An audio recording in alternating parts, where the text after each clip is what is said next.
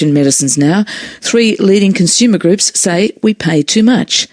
Today, Choice, the Consumer Health Forum and the Council of Social Services are launching a campaign for cheaper drugs.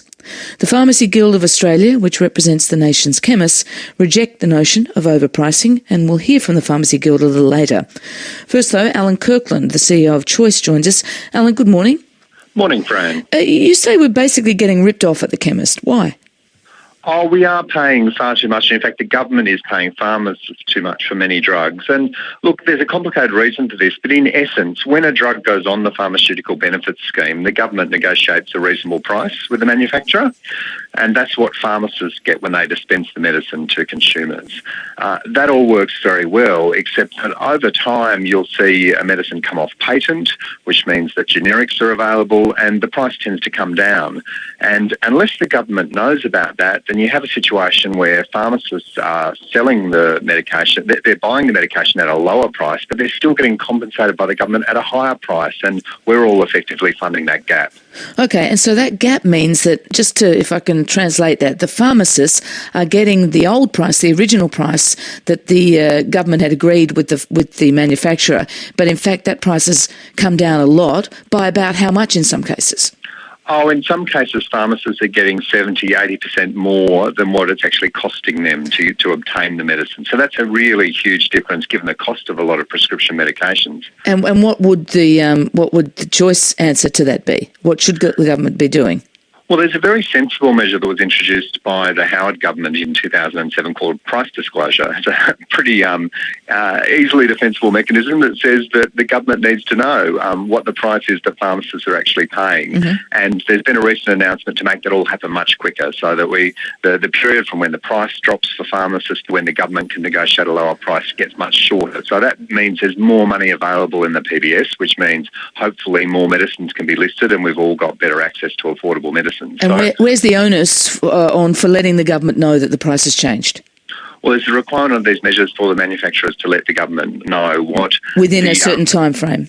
Absolutely, and it has been 18 months, which to me just sounds massive, and all they're doing is reducing it to 12 months. And I guess we're really concerned that there's been this quite aggressive campaign by the Pharmacy Guild against that, suggesting that pharmacies across the country are going to close, whereas really this is just about transparency around the prices that pharmacists are paying for government-subsidised medicine. Well, the pharmacists have launched a petition. They've got petition in their shops, and they say it's absolutely not true that they're urging political parties to back away from the price disclosure mechanism.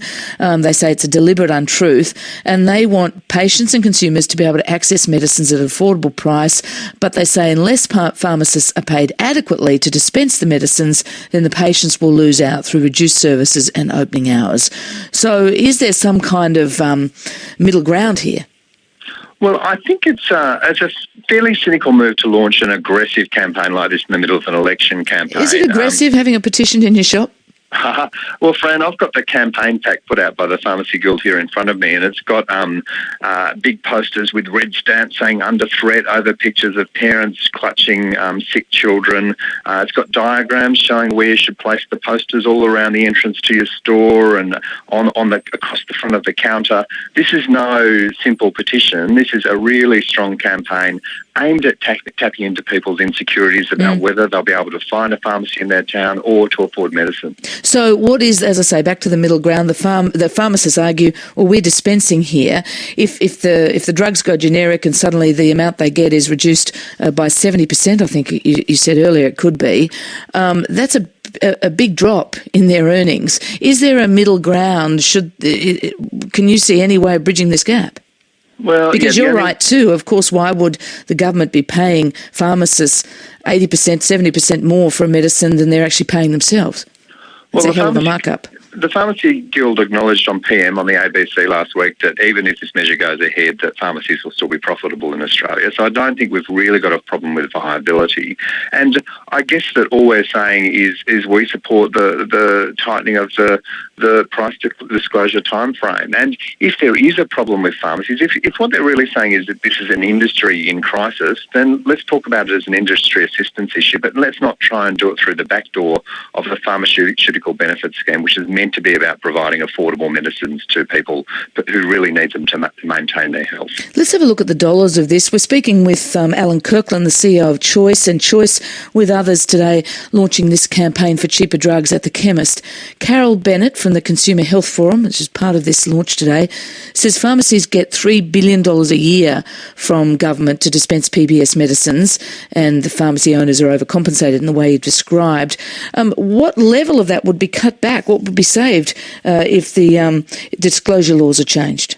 Well, in fact, that's a really interesting question because they would still get the $3 billion a year. So there is a separate arrangement, the Community Pharmacy Agreement, which provides funding to pharmacies, which really is like an industry assistance package. And we're not talking about that. That will stay intact. This is simply about whether pharmacists get to continue to pocket the gap between what they're actually paying for medicines and what the government has agreed to give them in that period after the actual price drops. Oh, so that $3 billion a year is really for the act of dispensing? Look, absolutely. There's a very generous program of funding to pharmacies, quite separate to the stuff we're talking about today, which is why we're worried about these issues getting all mixed up. We need to protect the PBS and have it focused on affordable medicines. And if we did do, as you and the others suggest, what do you think that would do to the price we pay for drugs in comparison to what people pay overseas? Can you give us a sense of one or two drugs and the price comparison? Oh, look, absolutely. So, well, in general, we're paying about double what people pay in the UK and in New Zealand.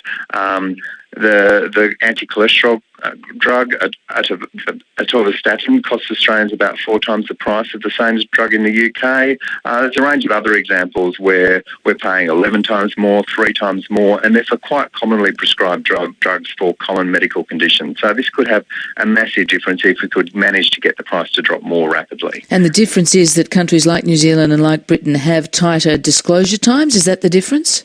They have a different way of agreeing on the prices, and in general we think that the pharmaceutical benefit scheme is a good scheme, but one of the key flaws in it is this problem where we fall into a situation where the government is actually paying more for medicines than what it's costing pharmacies to buy and dispense them. Why has the government put up with this for so long? Because just briefly and finally, I mean, there's plenty of evidence to suggest that many Australians can't afford their medication.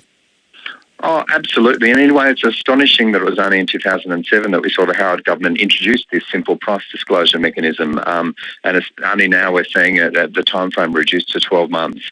But we're glad to see that action happening. We're alarmed to see the campaign that the Pharmacy Guild's running against it. And we'd encourage people to send a simple message to their MPs that they think affordable medicines are important, and we don't want to see any knee-jerk reactions by parties during the election campaign. Alan Kirkland, thank you very much for joining us. Thanks, Fran. Alan Kirkland is the CEO of Choice, and today Choice, the Consumer Health Forum and ACOS will be launching a campaign for cheaper drugs. We will be speaking later in the program with David Quilty. He's the National Executive Director of the Pharmacists Guild, getting their side of this story.